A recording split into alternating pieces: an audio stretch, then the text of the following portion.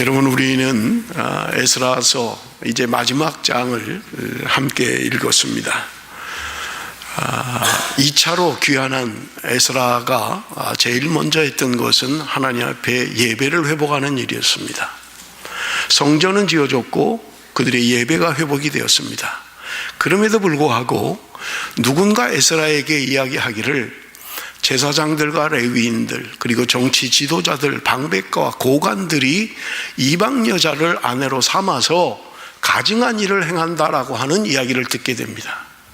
이 일로 말미암아서 에스라는 성전에 가서 금식하며 통곡하며 하나님 앞에 회개하며 기도하는 것이 우리가 지난주에 살펴봤던 에스라 9장입니다. 에스라는 우리가 아는 것처럼 페르시아 제국에 인정받는 사람이었어요. 무엇이든지 자기가 원하는 것은 왕에게 다 받을 수 있는 사람이었습니다. 그런 기득권을 포기하고 자기 백성들에게 하나님의 말씀을 가르치겠다고 귀환했던 에스라입니다. 그러나 현실은 겉으로는 뭐가 잘 되는 것 같은데 그들의 속으로는 하나님의 말씀대로 살지 않는 그런 삶을 살고 있었던 것입니다. 지난주에 저는 왜 그들이, 적어도 소수의 무리들이 귀환을 했는데 모든 기득권을 포기한 그들이 왜 또 하나님 앞에 범죄를 저지르는가 하는 원인을 말씀을 드렸습니다. 그 중에 첫째는 그들이 온전히 하나님을 의지하지 않았다는 거예요. 세계 제국을 보았습니다. 세계 정치를 보았어요. 뭔가 힘이 있어야 살아남는다는 것, 힘이 있어야 할 말을 할 수 있다는 것. 그래서 그들은 은연중에 우리가 힘을 키워야 된다, 그런 생각을 가지고 있었다는 것입니다. 온전히 하나님이 하신다는 생각보다는 뭔가 내가 가진 힘이 나를 지켜줄 거야 라는 생각을 가지고 있었던 것입니다. 또 하나는 그들이 육신적으로 정욕을 따라 살았다고 말씀을 드렸습니다. 눈에 보이기 좋은 것, 눈에 아름다운 것, 그래서 그것이 이방 여자라 할지라도 별로 문제가 되지 않는, 아니 오히려 이방 여자 사이에서 우수한 인종이 태어날 수 있다면 우리도 세계를 바라볼 수 있다라는 생각들이 어쩌면 그들 속에 있었는지도 모르겠습니다. 그랬던 그 에스라, 이제 오늘 10장 마지막에 그가 하나님 앞에 울며 통곡하며 금식할 때 여러분 오늘 본문이 어떤 반응들이 있는지를 함께 살펴보겠습니다. 여러분 1절 말씀 우리가 읽었습니다만은 다 같이 한번 다시 읽습니다. 1절 말씀, 에스라 10장 1절입니다. 다 같이 읽습니다. 시작. 에스라가 하나님의 성전 앞에 엎드려 울며 기도하여 죄를 자복할 때 많은 백성이 크게 통곡하며 이스라엘 중에서 백성의 남녀와 어린아이의 큰 무리가 그 앞에 모인지라. 에스라가 어려운 현실의 소식을 듣고 하나님 앞에 나가 울며 금식하며 기도합니다. 누군가에게 뭔가 보여주기 위해서 쇼하는 게 아니에요. 하나님이 그토록 사랑하는 이 백성들이 하나님의 말씀을 떠나서 가증한 일을 행하고 있는 저들을 향하여 기가 막혀서 겉옷을 찢고 속옷을 찢으며 하나님 앞에 울며 통곡하며 금식하며 기도하고 있는 거예요. 그런데 한 사람 두 사람 모여들기 시작합니다. 여기 오늘 본문에도 보니까 많은 백성이 크게 통곡하며, 에스라가 지금 성전 앞에서 울며 기도하며 금식하며 통곡하고 있다는 소식을 들은 한두 사람의 무리들이 모여들기 시작하고 그들이 함께 하나님 앞에 통곡하며 기도하고 있는 것을 볼 수 있습니다. 이스라엘 중에서 백성의 남녀와 어린아이의 큰 무리가 그 앞에 모여들게 되었다. 남녀, 어린아이까지 수많은 무리가, 큰 무리가 에스라 앞에 모여오게 되었다는 거예요. 한 사람의 영향력, 내가 누군가에게 무엇을 보여주기 위해서 쇼잉업 하는 게 아니에요. 하나님 앞에 자신의 죄를 회개하고, 에스라가 무슨 죄를 지었습니까? 그럼에도 불구하고 민족의 자기 백성들의 죄를 마치 자신의 죄인 것처럼 하나님 앞에 회개했던 사람입니다. 그 한 사람의 영향력이 한두 사람 모여들기 시작하고, 그리고 그들은 함께 하나님 앞에 통곡하며 기도하게 되었다고 이야기하고 있는 거예요. 큰 무리가 에스라에게 모였다고 성경은 오늘 우리에게 말씀하고 있는 것입니다. 한 사람의 하나님의 마음을 가진 사람, 하나님의 심정을 가진 사람이 많은 사람들에게 영향력을 미치고 있는 것을 우리는 볼 수 있는 것입니다. 자, 나 여기 금식한다, 나 여기 지금 기도한다, 내가 지금 통회 잡아가고 있다, 너희들도 나와서 해라 라고 외치는 게 아니에요. 하나님의 말씀대로 살지 않는 그들을 바라보며 하나님의 심정으로 견딜 수 없어서 하나님 앞에 회개하며 나가는 에스라의 모습을 보고 사람들은 몰려들기 시작했던 것입니다. 사랑하는 성도 여러분, 한 사람의 영향력이라고 하는 것, 여러분 말씀대로 살기를 순종하는 한 사람의 영향력이라고 하는 것은 대단히 큰 것을 우리가 알 수 있습니다. 저는 말씀을 준비하면서 성경 안에 이런 인물이 있었던 것을 알았어요. 여러분, 비느하스라고 하는 사람입니다. 비느하스라고 하는 사람이요. 민수기 25장에 보면 모압 여인들과 통혼을 하고 그렇게 하나님 앞에 범죄하고 있을 때 비느하스라고 하는 이 제사장이 뻐젓이 대중 앞에 지금 이방 여인을 데리고 텐트 속으로 가는 그 사람을 보고 하나님의 질투심이 발동했던 거예요. 비느하스가 창을 들고 들어가서 그 텐트 안에 있는 그 남녀를 다 찔러서 죽여버리고 말았던 거예요. 여러분, 우리가 생각할 때 살인을 해도 되나? 그렇게 사람을 죽여도 되는 거야? 우리가 그렇게 생각할 수도 있을 거예요. 그런데 하나님은 이렇게 말씀하십니다. 민수기 25장 11절 우리 한번 같이 읽어봅니다. 민수기 25장 11절 다 같이 시작. 제사장 아론의 손자 엘라살의 아들 비느하스가 내 질투심으로 질투하여 이스라엘 자손 중에서 내 노를 돌이켜서 내 질투심으로 그들을 소멸하지 않게 하였도다. 하나님은 지금 모세에게 이야기합니다. 비느하스가 내 질투심으로 질투하여 이스라엘 백성들에게 번진 전염병 그 진노를 멈추게 했다고 하나님 말씀하고 있는 거예요. 누군가 하나님의 마음으로, 누군가 하나님의 심정으로 하나님의 질투심으로 행한 그 행동을 하나님은 이렇게 말하고 있는 거예요. 그것 때문에 이스라엘 백성들이 받을 진노가 멈추게 됐다고 말씀하고 있는 것입니다. 윤리도덕적으로 사람을 죽여도 되느냐 안 되느냐 그런 문제가 아니에요. 하나님의 말씀을 범하고 하나님 앞에 그렇게 대중 앞에서도 뻐젓이 이방 여인을 데리고 가는 그를 향한 하나님의 질투심이 있었던 거예요. 여러분, 성경은 우리가 그래서 질투하는 하나님이라고 성경은 이야기하고 있습니다. 하나님의 심정, 하나님의 마음, 그것이 들끓었던 거예요. 여러분, 하나님 한 사람의 신앙적인 결단, 여러분 그것이 하나님의 마음을 움직였던 것입니다.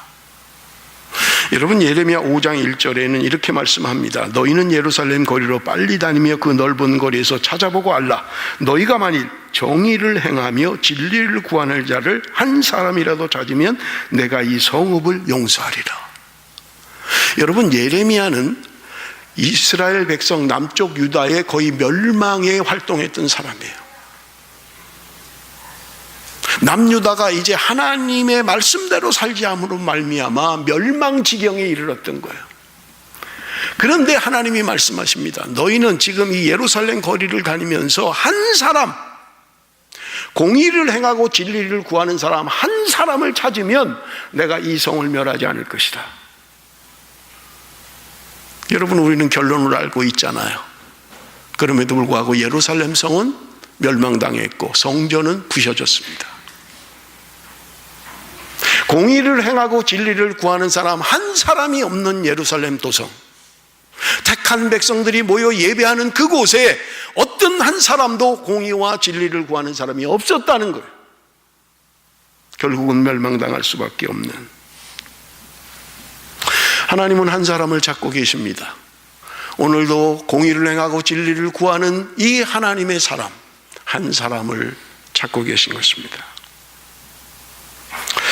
여러분, 오늘 에스라 10장 2절을 보십시오. 에스라 10장 2절. 엘람 자손 중 여이엘의 아들 스가냐가 에스라에게 이르되 우리가 우리 하나님께 범죄하여 이 땅 이방 여자를 맞이하여 아내로 삼았으니 이스라엘에게 아직도 소망이 있나니. 스가냐라고 하는 사람이 통곡하며 기도하고 있는 에스라 앞에 나타납니다. 그리고 이야기합니다. 우리가 하나님의 약속대로 하겠습니다. 우리가 범죄했지만 이방 여자와 결혼하고 그렇게 살았지만 그러나 아직도 이스라엘에게는 소망이 있습니다. 어쩌면 스가냐는 에스라가 기도할 때 모여든 사람 중에 하나인지 모르겠어요.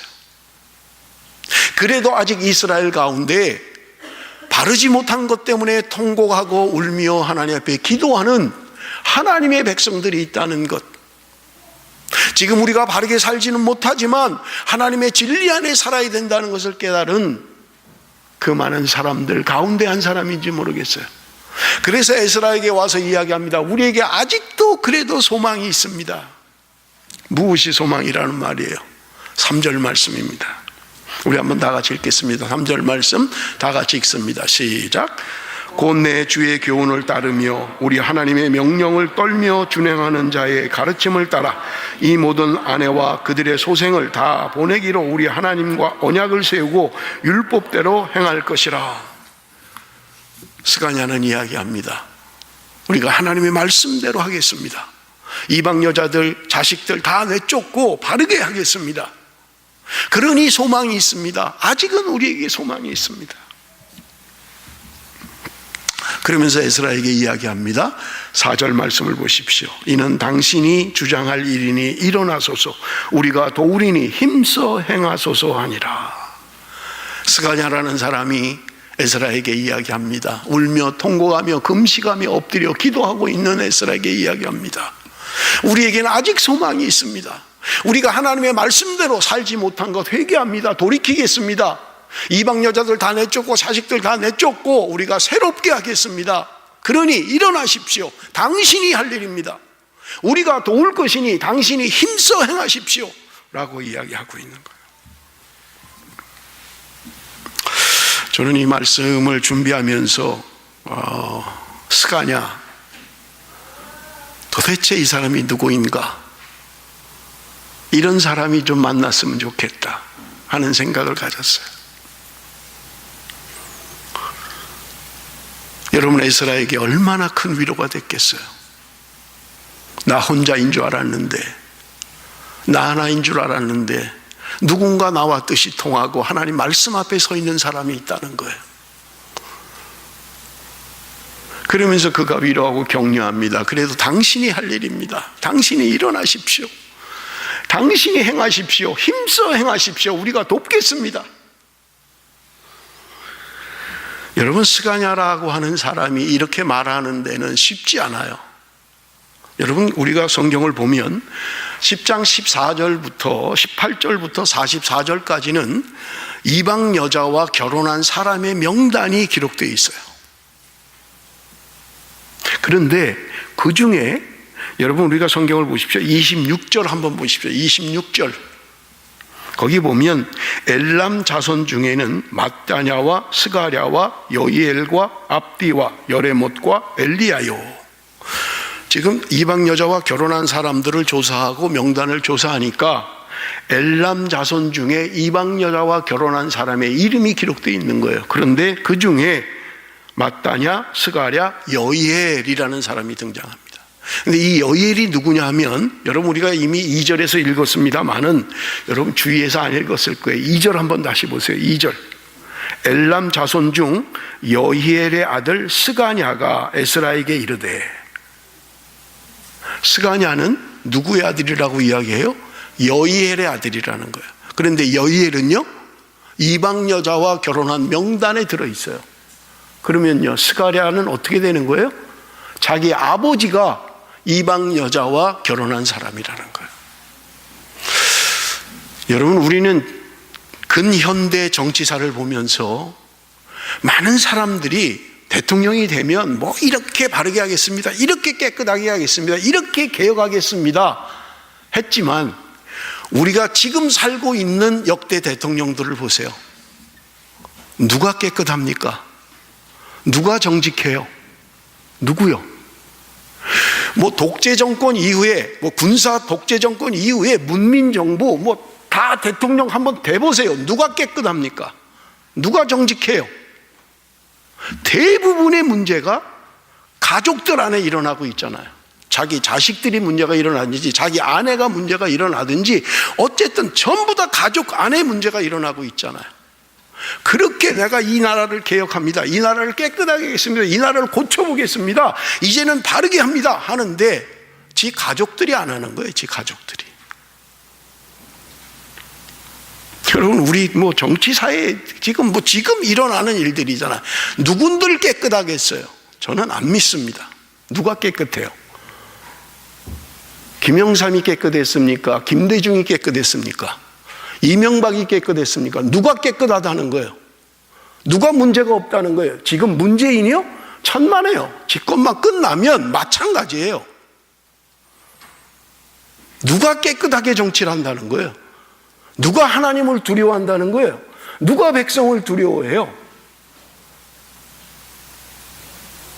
자기 가족들부터 안 지키는 거예요. 자기 가족들부터, 가까운 사람들부터. 그러니 스가랴가 지금 에스라에게 당신 힘내십시오, 우리가 돕겠습니다라고 할 때 자기 아버지가 걸리잖아요. 내 친부가 걸리잖아요. 그 개혁의 대상에 내 아버지가 있잖아요. 그러니 쉽겠느냐고요. 뭘 좀 얘기할래도 포기하고 마는 거죠. 너나 잘하세요. 아니, 네 아버지 꼴 보니까 그런데 뭘 넌 또 뭐 큰 소리 치냐. 너 그런 집안 아니야 너도? 여러분, 우리가 성경 공부를 하면서 감독의 자격에 대해서 우리가 공부를 하고 살폈잖아요. 감독의 자격 가운데 가정을 잘 다스리는 사람이 감독이 돼야 된다는 거예요. 자기 가족을 다스리지 못하는 사람은 어떻게 그런 사람이 교회를 다스릴 수 있겠느냐라고 하고 이야기하고 있는 거예요. 그래서 교회 직분자를 뽑을 때는요, 그 사람이 가정을 잘 다스리고 있는 사람인지를 봐야 합니다. 자녀들이 그 사람에게 순종하는 자녀인지를 봐야 되는 거예요. 가족 하나를 건사 못하는데, 가족 하나를 다스리지 못하는데 무슨 교회를 다스리겠다는 거예요. 그래서 감독의 자격에 그런 사람은 감독으로 세우서는 안 된다라고 이야기하고 있는 것입니다. 저는 성경 말씀을 보면서 성경 안에 이런 위대한 사람들이 있었던 것을 봤습니다. 여러분, 역대하 15장에 보면 여러분 아사 왕이 등장합니다. 남유다의 세 번째 왕이에요. 그런데 이 사람이 개혁을 주장합니다. 개혁해야 됩니다. 바르게 해야 됩니다. 말씀대로 해야 됩니다. 그런데 그 어머니가 안 지키고 있는 거예요. 그 어머니가 우상숭배를 하고 있는 거예요. 그러니까 이 아사 왕이 자기 어머니를 폐위시켜 버렸어요. 여러분, 쉽지 않잖아요. 내 가족을 잘라버리는 거예요. 그냥 못하도록 해버리는 거예요. 가까이 오지도 못하도록 완전히 폐위시켜 버린 거예요.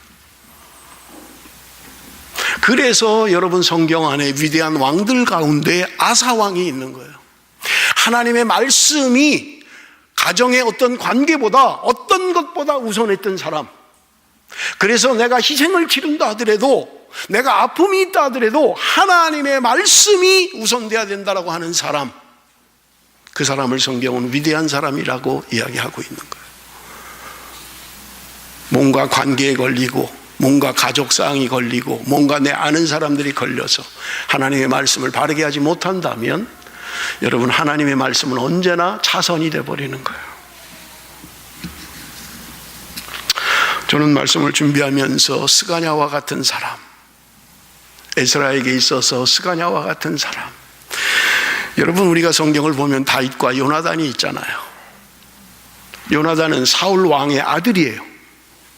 이제 사울이 죽으면 왕이 될 수 있는 사람입니다. 그럼에도 불구하고 사울이 그렇게 원수처럼 여기는 다윗과 친분을 맺고 그를 돕잖아요. 어떤 면에서 보면 자기 원수예요.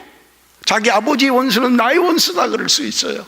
그럼에도 불구하고 하나님 앞에 바른 것을 위하여 사는 사람, 다윗과 요나단이 있었던 것입니다. 여러분, 종교개혁을 단행했던 루터, 얼마나 죽음의 고비가 많고 비난과 비방과 얼마나 어려움이, 암살의 기도와 얼마나 어려움이 많습니까? 포기하고 싶고 안 하고 싶고 절망이 오고 좌절감이 오고, 그럴 때 그의 친구 멜랑히톤이 그의 옆에서 그를 격려해요.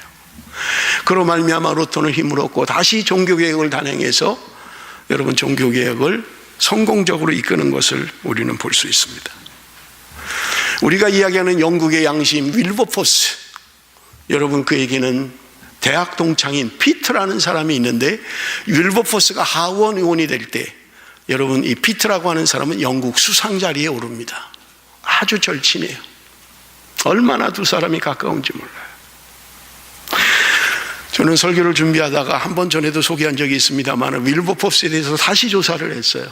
그랬더니 제가 몰랐던 것들이 발견이 되는데 곧 뭐냐면 윌버포스가 8살 때 아버지가 돌아가십니다. 윌버포스는 굉장히 부잣집 아들로 태어났어요. 상인의 아들로, 큰 무역을 하는 상인의 아들로 태어났습니다. 돈이 많아요. 그런데 8살 때 아버지가 돌아가셔요. 그래서 그를 외숙부 집에다 맡깁니다. 그런데 이 윌버포스가 외삼촌 집에 가서 어린 시절을 자라게 되는 거예요. 그런데 이 외숙부와 외숙모가 정말 신앙의 사람이었던 거예요. 그 당시 청교도 시대, 그 시대에 조지 포필드와 친분이 있는 사람이었고요. 우리가 찬송가에 나 같은 죄인 살리신 존 뉴턴, 노예 상인이었던 그가 회개하고 목사가 됐던 유명한 사람이잖아요. 그 숙부가 존 뉴턴과 친구예요. 그런가 하면 여러분 한 시대, 청교도의 시대를 이끌어갔던 요한 웨슬레이, 이런 사람들로부터 영향을 받아서 아주 경건한 신앙의 사람들, 외숙모, 외숙부였던 거예요.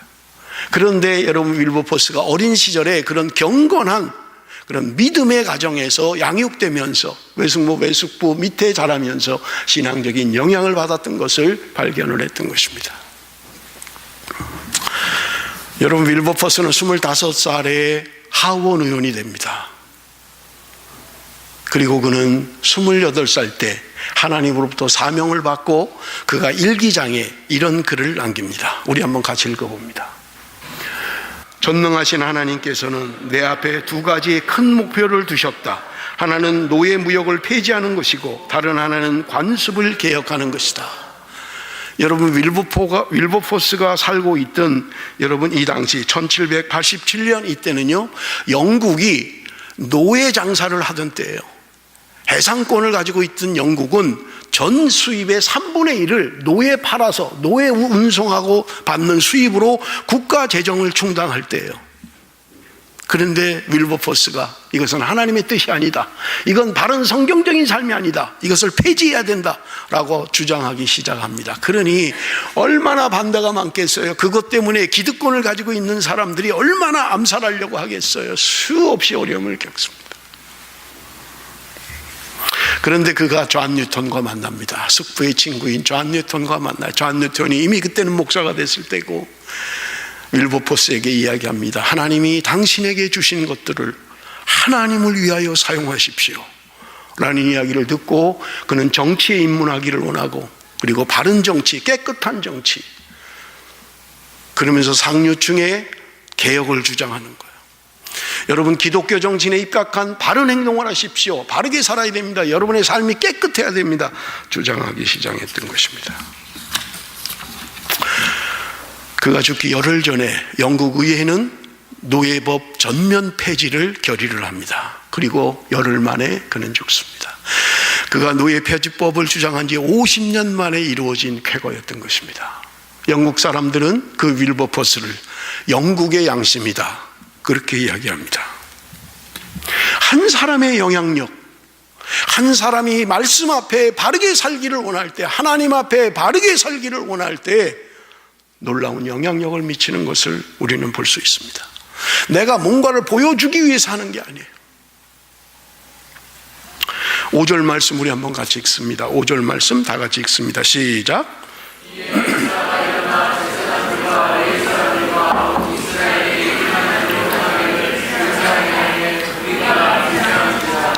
스가랴의 말을 듣고 에스라는 일어납니다. 그리고 그들에게 외칩니다.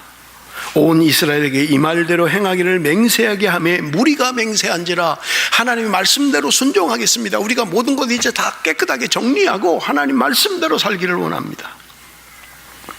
그런데 그 다음 절은 에스라가 이상한 행동을 하는 걸 볼 수 있어요. 6절 한번 봅니다. 이에 에스라가 하나님의 성전 앞에서 일어나 엘리야십의 아들 요하난의 방으로 들어가니라. 그가 들어가서 사로잡혔던 자들의 죄를 근심하여 음식도 먹지 아니하며 물도 마시지 아니하더니. 여러분 보세요. 그가 돌아왔을 때 지도자들이, 종교 지도자들이, 정치 지도자들이 타락하고 잘못됐다는 것을 알게 됐어요.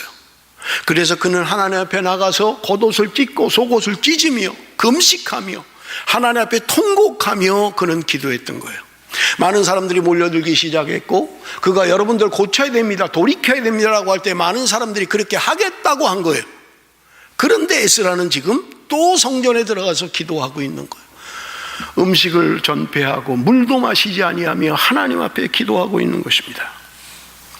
여러분, 에스라 제가 첫 번째 설교할 때 7장에서 말씀을 드렸잖아요. 그가 모든 기득권을 포기하고 귀환하려고 할 때 얼마든지 군사의 도움을 요청할 수 있었어요. 그럼에도 불구하고 그는 금식하며 하나님 앞에 도움을 청했던 거예요. 그래서 하나님의 허락하심, 하나님의 응답하심을 받고 그 먼 길을 그는 군사의 도움 없이 귀환했던 것입니다. 지금 이스라엘 백성들의 안 좋은 소식을 듣고 그는 하나님 앞에 나가서 기도하고 통에 잡아가는 것을 볼 수 있습니다. 그런데 지금 백성들이 그렇게 하겠습니다, 우리는 이제 앞으로 그렇게 살 겁니다 하는데도 그는 또 성전에 들어가서 금식하고 있는 거예요. 왜 그럴까요? 다 그렇게 한다는데, 하나님 앞에 기도하고 그렇게 결정이 됐는데 왜 또 에스라는 성전에 들어가서 기도하고 있느냐 하는 거예요. 여러분, 사람의 마음이라고 하는 것은 얼마나 가변적인지 몰라요. 시작이 좋다고 해서 중간도 좋고 끝도 좋은 건 아니에요. 시작은 하나님의 의도대로 하나님의 기쁘신 뜻을 따라서 시작하고도 중도에 그만두는 사람도 있고요, 끝에 변질되는 사람도 있고요. 얼마든지 사람은 변질될 수 있어요. 그래서 성경은 이야기하잖아요. 무엇보다 부패한 것, 그것은 사람의 마음이다. 성경은 이야기하는 거예요. 큰 소리를 치고 내가 이렇게 하겠습니다, 내가 절대로 내가 하지 않겠습니다 하는데도 변질되고 변하고 인간의 마음은 부패해 있는 거예요. 그러니 에스라는 사람들의 결정, 사람들의 결의, 사람들의 판단이 중요한 것이 아니라 하나님이 저들을 감동하셔야 하기에, 하나님이 저들의 마음을 주장하셔야 하기에 그들이 그렇게 살겠다고 맹세하는데도 하나님 앞에 나가서 기도하고 있는 것입니다. 시작도 하나님이요, 과정도 하나님이요, 결과도 하나님의 손에 있는 것을 에스라는 너무나 잘 알고 있는 거예요. 그래서 그는 하나님 앞에 기도하고 있는 것을 우리가 볼 수 있습니다. 여러분, 12절을 한번 보십시오. 모든 회중이 큰 소리로 대답하여 이르되 당신의 말씀대로 우리가 마땅히 행할 것이니라. 에스라가 기도하고 나서 온 백성들을 소집을 합니다. 3일 안에 다 모여라. 한 명이라도 빠지면 전 재산을 몰수할 것이다. 여러분, 에스라는 그런 권한을 가지고 온 사람이에요. 페르시아 총독으로부터, 왕으로부터 그런 권한을 가지고 온 사람이에요. 그들이 모였을 때 에스라는 이야기합니다. 하나님 말씀대로 우리가 정리해야 된다. 그때 온 백성이 그렇게 하겠습니다, 우리는 그렇게 할 겁니다 라고 이야기했다는 거예요. 그런데 13절 14절을 보세요. 그러나 백성이 많고 또 큰 비가 내리는 때니 능히 밖에 서지 못할 것이요 우리가 이 일로 크게 범죄하였은즉 하루 이틀에 할 일이 아니오니 이제 온 회중을 위하여 우리의 방백들을 세우고 우리 모든 성읍의 이방 여자에게 장가든 자는 다 기한에 각 고을의 장로들과 재판장과 함께 오게 하여 이 일로 인한 우리 하나님의 진노가 우리에게서 떠나게 하소서 하나. 지금 여러분 다 떠나야 됩니다. 우리 다 정리해야 됩니다. 지금 그런 거에 다 모여서 지금. 그런데 누군가가 제안을 하는 거예요. 지금 시기적으로 좋지 않습니다. 지금 큰 비가 오고 있는데 이렇게 사람들이 어떻게 비를 맞고 지금 이렇게 합니까? 여러분, 이스라엘은 10월부터 4월까지가 우기철입니다. 그런데 여러분, 10월, 11월은 큰 비가 내리는 때예요. 이른 비, 우리가 성경에 보통 얘기하는 이른 비가 내리는 때입니다. 그런데 그들이 모인 거예요. 무슨 뭐 지금처럼 뭐 비를 가려줄 뭐 그런 장소가 아니에요. 그냥 성전 한 귀퉁이에 그냥 모인 거예요. 몇천 명이 모여 있는 거예요. 그러니 여러분 우기철은요 대부분 춥습니다. 여기도 그렇잖아요. 6, 7, 8 되면 비가 오기 시작하면서 새벽으로는 정말 쌀쌀하잖아요. 추운 거예요. 그래서 누군가 제안을 한 거예요. 그러지 말고 우리 그냥 다 고향으로 돌아가서 지도자를 세워서 파악해가지고 그래서 우리 그렇게 처결을 합시다. 그 얘기를 하고 있는 거예요. 여러분 그냥 한번 상황을 좀 생각해 보세요. 지금 전체 무리가 모여가지고 지금 으쌰으쌰 하는 거예요. 지금 우리 하나님 말씀대로 해야 됩니다. 우리 정리합시다. 옳소. 그렇게 합시다. 우리 이방 여자 아내로 맞은 사람, 며느리로 맞은 사람, 자식 난 사람 다 내쫓고 하고 우리 새롭게 출발합시다. 옳소. 그렇게 합시다. 막 이러는데 누군가 지금 아니 그렇게 하지 말고 지금 때가 별로 안 좋으니까 춥기도 하고 비도 오고 그냥 가서 좀 이렇게 좀 우리 정리해서 좀 천천히 하면 어떨까요? 그걸 얘기하는 거예요. 여러분 자그마한 집단 가운데서도 막 99%가 찬송하는데 1%가 반대하면 뭐 얼마나 무시를 당해요. 뭐 하는 김에 하는 거지. 모인 김에 뭐 또 다시 모여. 지금 빨리 해버리는 거야. 쇳불도 단 김에 빼랬다고 그냥 모인 김에 하고 뭐 하나님의 일을 이루는 거잖아요. 하나님의 거룩을 빙자할 수 있고 하나님을 위해서 지금 우리 해야 돼. 비가 오든 춥든 먹지 못하든 우리 하는 거야. 이렇게 할 수 있잖아요. 그런데 어떤 소수의 무리가 우리 좀 이렇게 좀 시간을 가집시다. 그리고 좀 돌아가서 좀 이게 하루 이틀에 될 일이 아니니까 좀 보고도 하고 파악해서 우리 정확하게 좀 합시다 라고 이야기하는 거예요. 그러나 분위기는 그렇게 할 수 있는 게 아니잖아요. 지금 그동안 범죄한 것들, 하나님 앞에 범죄한 것들, 에스라가 통곡하고 기도하며 시작된 이 통회, 이 모임을 이제 바로 우리가 좀 해야 되지 않느냐라고 하는 거예요. 여러분 그런데 16절 17절을 한번 보세요. 16절 17절 우리 한번 같이 읽어볼까요? 다 같이 읽습니다. 시작. 사로잡혔던 자들의 자손이 그대로 한지라 제사장 에스라가 그 종족을 따라 각각 지명된 족장들 몇 사람을 선임하고 열째 달 초하루에 앉아 그 일을 조사하여 첫째 달 초하루에 이르러 이방 여인을 아내로 맞이한 자의 일 조사하기를 마치니라. 그런데 지금 그 의견이 받아들여졌다는 거예요. 그 의견이 받아들여졌다는 거예요. 그러면 돌아가서 우리 지도자를 세워서 이 일을 다 파악해서 보고해라. 그런데 여러분 여기 10월 첫째 날 시작해서 첫 달 초하루에 마쳤다. 10월 1일에 시작했다는 거예요. 11월 1일, 12월 2일, 1월 1일 3개월에 걸쳐서 이 조사가 끝났다. 이렇게 이야기하는 거예요. 저는 말씀을 준비하면서 은혜 받았던 것들이 뭐냐면 그런 거예요. 여러분 우리가 뭔가 빨리 처리하는 것들이 뭔가 빠르게 하려고 하는 것들이 결국은 실수를 유발하는 것으로 얼마나 많이 봅니까? 뭔가 좀 빨리 결정하고 뭔가 빨리 해내고 막 이 기회에 그냥 막 우리 의견이 다 하나 됐을 때 그냥 막 밀어붙이고 하는 것들이 여러분 지나고 나면 얼마나 실수였는가를 우리는 우리의 인생을 돌아봐도 알잖아요. 저는 인생 60을 살면서 어느 때는 제 목회 여정을 돌아볼 때가 있어요. 그런데 그 목회 여정 가운데 후회되는 것들이 있더라고요. 그것은 내가 뭔가 빠르게 결정했을 때 그때 내가 왜 이렇게 서둘렀을까? 그때 왜 그렇게 하려고 했을까?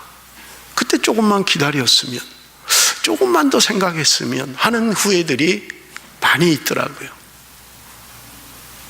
뭔가 분위기에 휩싸여서 지금 우리 당장 처리해야 됩니다. 뭐 시간 끌 것도 없습니다.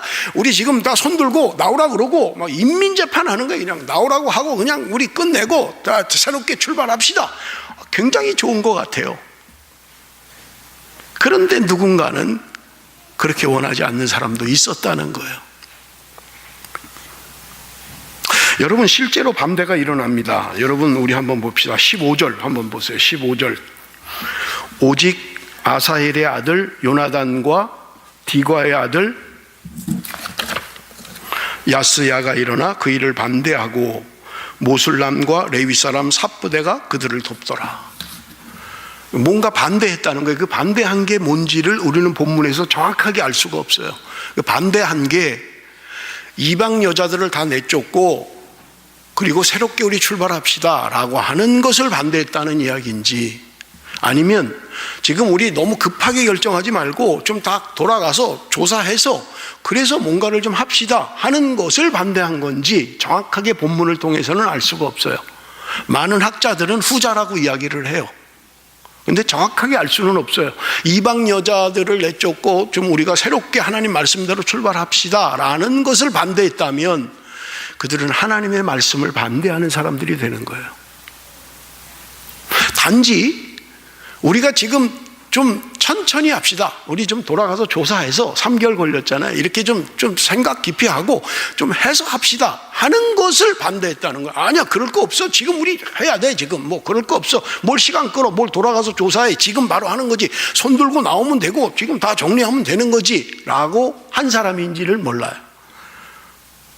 이방 여인을 내쫓는 것을 반대했다면 그들은 하나님의 말씀을 반대하는 거예요. 그런데 단지 지금 당장 할 거냐 아니면 좀 시간을 두고 할 거냐에 대한 반대였다면 그건 방법론의 문제지 근본적인 문제는 아니라는 거예요. 하나님의 말씀에 대하여 잘못한 건 아니에요. 여러분, 성경을 위로 볼 때 제가 아무리 봐도 거기에 대한 책망이나 거기에 대한 벌이 없어요. 그들이 그렇게 반대함으로 말미암아 그들을 어떻게 했다는 이야기가 성경에는 없습니다. 다만 처음 소수의 사람들이 의견을 낸 것처럼 그냥 그것을 받아들여서 그러면 우리 다 돌아가서 정확하게 조사해서 그때 결정합시다 라고 하는 의견이 받아들여져서 그렇게 했고 3개월이 걸쳐서 그 명단이 나왔다고 성경은 이야기하는 거예요. 저는 말씀을 준비하면서 두 가지 은혜를 받았어요. 아까 말씀드린 것처럼 내가 뭔가 너무 성급하게 결정하다가 실수하는 것은 없는지, 또 하나는 여러분, 우리는 회의 문화가 아니에요. 우리 한국 사람들은 어릴 때부터 정상적인 회의 과정을 겪는 것을 공부하지 않아요. 경험도 안 해요. 그러니까 여러분, 회의가 굉장히 힘들어요. 그리고 사람들은 뭔가 내 의견과 다른 의견을 내면 나를 반대한다고 자꾸 생각해요. 저 친구가 말이야 내가 내는데 반대하네, 응? 기분 나쁘게 말이야 왜 반대해? 의견이 다를 수 있잖아요. 여러분, 회의를 왜 해요? 이런 의견과 이런 의견과 저런 의견을 우리가 서로 이야기하면서 뭐가 합리적이고 뭐가 누군가 정리가 되는 어떤 의견을 도출하기 위해서 하는 거잖아요. 그냥 막 밀어붙이고 무조건 반대하면 그냥 막 원수고 그런 거 아니잖아요. 그런데 교회 안에서마저도 이런 일들을 종종 보게 된다는 거예요. 회의하다가 원수되는 거예요. 저 친구가 날 반대했어. 나가면서부터 쳐다도 안 보는 거예요. 인사도 안 하는 거예요. 그래서 부결돼 버렸어, 내 의견이. 아니, 부결될 수도 있잖아요. 안 될 수도 있지요. 근데 왜 그걸 그렇게 다르다고 생각하지 않느냐는 거예요. 내 뜻대로만 돼야 된다고 생각하느냐는 거예요. 여러분, 에스라를 마치면서 여러분, 우리에게 주는 교훈들이 있습니다. 그것은 바로 우리에게 인내하는 신앙이 필요하다는 거예요. 때로는 기다릴 수 있어야 되는 거예요. 사랑은 오래 참고, 당신이 잘못했잖아, 이게 잘못되고 A 잘못되고 2번 이게 잘못이고 3번 이게 잘못이고, 그런데 때로는 그냥 기다려줘야 된다는 거예요. 그냥 기다려야 된다는 거예요. 여러분, 내가 뭔가 성급하게 결정하는 것들이 혹시 하나님 앞에 실수하는 것들은 없는지 우리 자신을 돌아봐야만 합니다. 여러분, 에스라를 마치면서 여러분 44절 한번 보겠습니다. 44절 마지막 말씀 한번 다 같이 읽습니다. 시작. 이상은 모두 이방 여인을 아내로 맞이한 자라. 그 중에는 자녀를 낳은 여인도 있었더라. 112명의 이방 여인과 결혼한 사람들의 명단이 기록되어져 있습니다. 그런데 그들 중에는 그 사이에서 자녀도 낳았다는 거예요. 그러니 여러분, 이 일을 진행하는 것은 쉽지 않았을 거예요. 오랫동안 같이 사랑하는 아내입니다. 내 피를 물려받은 사랑하는 자식이에요. 쉽지 않았을 거예요. 그럼에도 불구하고 그들이 언제나 내 개인의 관계나 내 입장이나 내 환경이나 내 처지보다 하나님의 말씀을 우선시했다는 거예요. 여러분, 하나님의 말씀이 시대마다 다르게 적용된다면 여러분, 그것은 진리가 아닙니다. 어느 때든지 바르게 동일하게 적용돼야만 하나님의 말씀이고 진리인 것입니다. 저는 한 예를 여러분에게 들려드리고 마치려고 합니다. 제가 퍼스에 있을 때 한국은 호주에서 철광을 수입하는 1위 국가였어요. 당시 포항제철이 커지면서 호주에 있는 철광, 지금 웨스트오스트레일리아에 금광과 철광이 있잖아요. 철광 수입의 1위 나라였어요. 그러니 여러분, 호주 입장에서 보면 최고의 고객이잖아요. 그런데 그 포항제철의 회장인 박태준 회장이 철광 회사를 방문했던 거예요. 그래서 퍼스 공항에 내렸던 거예요. 그런데 공항에는 자기들이 가지고 있는 어떤 규칙이 있다는 거예요. 그래서 들어오는 손님들 가운데 몇 번째 손님에 걸리면 그 사람은 완전히 조사하는 거예요. 그냥 머리끝부터 발끝까지. 그런데 박태준 회장이 그때 딱 걸려버린 거예요. 뭐 예를 들어서 789번째로 들어오는 사람은 완전히 다 조사한다. 그냥 완전히 깝대기 베낀다. 우리 세상 말로. 그런데 박태준 회장이 딱 들어오는 그 번호가 딱 걸려버린 거예요. 그러니까 박태준 회장이 거절해버린 거예요. 나 못한다. 너네들 나한테 이럴 수가 있냐? 너네들이 왜 나한테 이렇게 하는데? 그러니까 담당 직원이 당신이 만약에 거절하면 들어갈 수 없습니다. 그러니까 박태준 회장이 그럼 나 안 들어가. 나 돌아갈게. 그냥 가버렸어요. 그냥. 그래서 이것 때문에 웨스트 오스트레일리아의 정치가들이 토론을 했어요. 이게 맞냐 지금 우리 하는 게. 그래도 그렇지 이런 최고의 지금 이런 사람을 이렇게 하면 되겠느냐. 우리 뭐가 잘못된 거다. 아니다. 해야 된다. 그래도. 그런데 웨스트 오스트레일리아 의회는 결정을 했습니다. 그래도 해야 된다. 그가 누구든지 어떤 직책을 가지고 있든지 어떤 신분의 사람이든지 우리가 정한 규칙대로 해야만 한다. 예외를 둘 수는 없다 하는 것이 결정이었습니다. 제가 있을 때 일은 아니에요. 저는 그 이야기를 들으면서 소망이 있다. 이 호주 사회가 소망이 있다. 불이익이 생길 수 있고 불이익을 당할 수 있습니다. 그럼에도 불구하고 자신들이 만든 규칙을 지키겠다라고 하는 이 정신은 참 좋은 것이다 생각을 했습니다. 사랑하는 성도 여러분, 오늘 하나님의 백성인 우리들이 하나님의 말씀에 우선순위를 두지 아니하고 하나님의 말씀보다 상위가 되는 뭔가 상황과 경험과 내 형편이 말씀을 뒤집게 한다면 여러분, 그것은 바른 신앙이 아니라는 거예요. 내 자녀를 내쫓아야만 합니다. 내 아내를 내쫓아야 돼요. 몇십 년 동안 같이 살아왔던 내 아내를 이제 버려야 되는 거예요. 그럼에도 불구하고 하나님의 말씀이 우선이기에 그들은 그런 환경과 처지와 형편을 다 포기하고 하나님의 말씀 앞에 섰다라고 하는 것입니다. 사랑하는 성도 여러분, 말씀을 마치면서 우리가 살아가면서 때로 형편, 처지, 환경 여러 가지 이유가 있을 수 있습니다. 나 이래서 그렇게 못해. 그러나 여러분, 오늘 우리가 지켜야 할 분명한 우선순위, 그것은 하나님의 말씀이 우선이 되어야 된다는 거예요. 내 환경이나 형편이나 처지보다 하나님의 말씀이 우선된 사람, 에스라 그 사람인 것입니다. 세계 제국의 통치 철학을 꿰뚫어 보는 해안을 가지고 있는 사람, 힘의 정치 앞에서도 하나님의 구속사를 우선시하는 사람, 모든 일에 말씀의 원리를 가지고 행한 사람, 작은 일에도 기도하며 금식하며 나갔던 사람, 말씀의 절대적인 순종의 사람, 그 에스라, 그런 사람이 그리운 시대입니다. 사랑하는 성도 여러분, 예레미야가 이야기하는 그 한 사람, 공의를 행하고 진리를 구하는 자 한 사람. 오늘 저와 여러분이 우리가 속해 있는 사회 속에, 기업 속에, 가게 속에, 학교 속에서 여러분 이런 정신을 가지고 이런 말씀을 우선시하는 삶을 살아갈 수만 있다면 누군가 나를 통해서 영향을 받고 하나님의 말씀은 세워지고 하나님의 뜻은 온전히 이루어지게 될 줄로 믿습니다. 기도하겠습니다.